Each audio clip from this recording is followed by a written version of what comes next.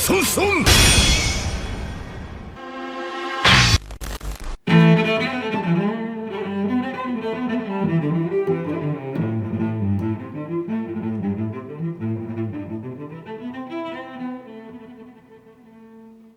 Hey my dear pirates, you are on channel Straw Hat's One Piece Theories. And in today's video we're going to talk about Zoro and how he gets his black blade in a definitive way. The black blade is the end result of the union between swordsman and his sword, and it seems that Zoro is already on the right path for that to happen, but there are some mysteries about this ability to blacken the blade of a sword. Why didn't Roger, Shanks and many other powerful pirates definitely turn their sword blades into black blades?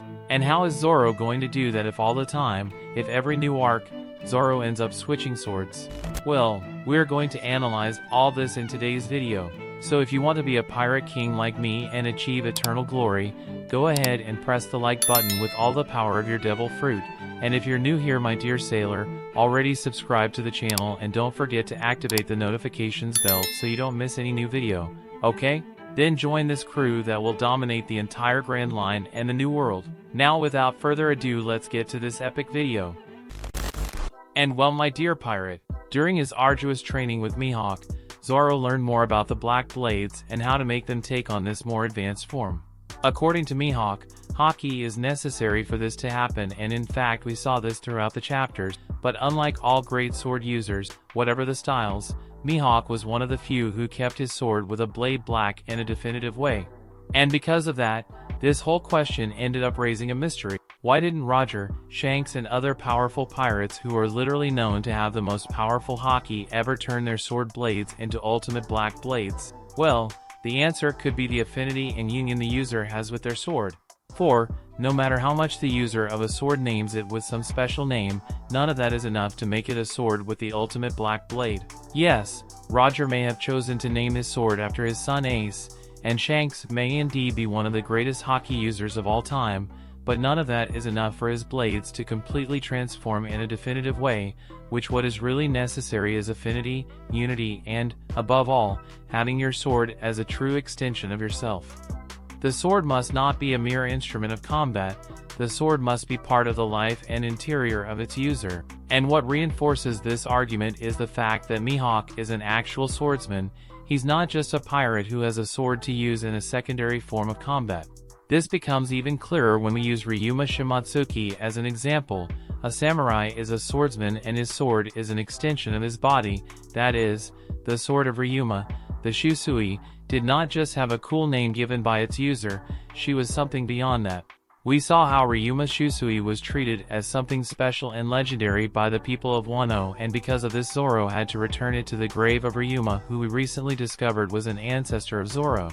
In a past video I even mentioned how Ryuma's sword should belong to Zoro since he is Ryuma's descendant. When Zoro received Shusui from Ryuma in the Thriller Bark arc, it had already been clear to me that Zoro had some correlation with the Shimatsuki, but in my view, it never made sense for Zoro to have to return the sword to Wano country, with sure he was a descendant of Ryuma, so Shusui rightfully belongs to Zoro. But it happened, the sword was returned and now Zoro has Enma in his place. However, unlike his swords, Shusui was the only one that was already blackened, and we know that a black blade is the sign that that sword, in addition to being powerful, was used by a high-level swordsman. That is, for Zoro to end up becoming the greatest swordsman in the world, he will need a sword with a black blade. Well, Enma, which belonged to Odin and is now with Zoro, is a very special sword for absorbing a lot of Haki. Because of that, Zoro at some point manages to make it completely black forever. In fact, there are some theories that this is already happening. And of course we're talking about Zoro and his sword's connection with death and hell. In a past video we talked about Zoro and his connection with death, hell, and how that could influence his powers. After all, it's not news to anyone that everything around Zoro has something to do with death and hell, so imagining that Zoro will have to use the abilities of death to blacken his blades makes a lot of sense. Enma is the king of hell, Sandai Katetsu has a curse of death, and Wado Ikimonji, which was created, look at this, by Kozaburo Shimatsuki Kuina's grandfather, and as we know she unfortunately died, but before that she gave her sword to Zoro and made him promise who would become the greatest swordsman in the world. And since Zoro recently met the Reaper, It's safe to say that this means that the peak of Zoro's powers is coming and that soon he will be able to blacken his swords using the power of death. But many believe that Zoro will receive, literally, a sword of death, a blade that will carry all the context of pain and suffering that we have behind Zoro, which is death and hell. Theory indicates that Zoro will get this last sword at the end of One Piece and this will be his last sword. Some other theories say that Zoro will fuse all his swords into one and thus he will become the true king of hell. But for me, the best possible way out for Zoro's last sword would be for him to aback Shusui, who is already a black blade and also carries all the same concept of death and hell that Zoro has under his shoulders. After all, this sword belongs to his family who are all dead, and whether or not Zoro received it directly from the hands of his ancestor Ryuma Shimatsuki, who is already dead, this would be the perfect idea for Zoro's last and most powerful sword. But thinking on the other hand, if Zoro had Shusui's sword in his possession, it would take away the true impact Zoro would have when he finally got an ultimate black blade.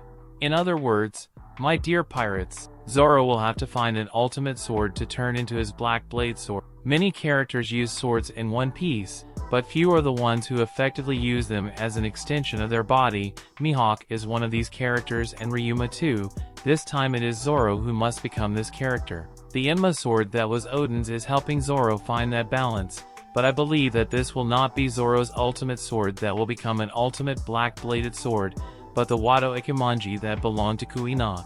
Zoro has had this sword since the beginning and he uses it as a symbolic way to carry out Kuina's dream, and his own dream, of becoming the greatest swordsman in the world. So even if Zoro ends up switching swords by the end of One Piece, the sword of Kuina will stick with him because it is this sword that will be Zoro's ultimate sword when he surpasses Mihawk and becomes the world's greatest swordsman. But now I want to know your opinion about everything we commented here today. Do you believe that the ancient sword of Kuina will be Zoro's ultimate sword? Will this be your black blade sword? But of course, if you made it this far, it's because you like the content, so it doesn't hurt to subscribe to our channel and become one more member of our fleet, my dear sailor. And of course, do not forget to press the like button, that helps a lot in spreading the video and the channel, so help us to become the largest fleet of pirates here on YouTube, okay? A big hug for everyone, and until the next video.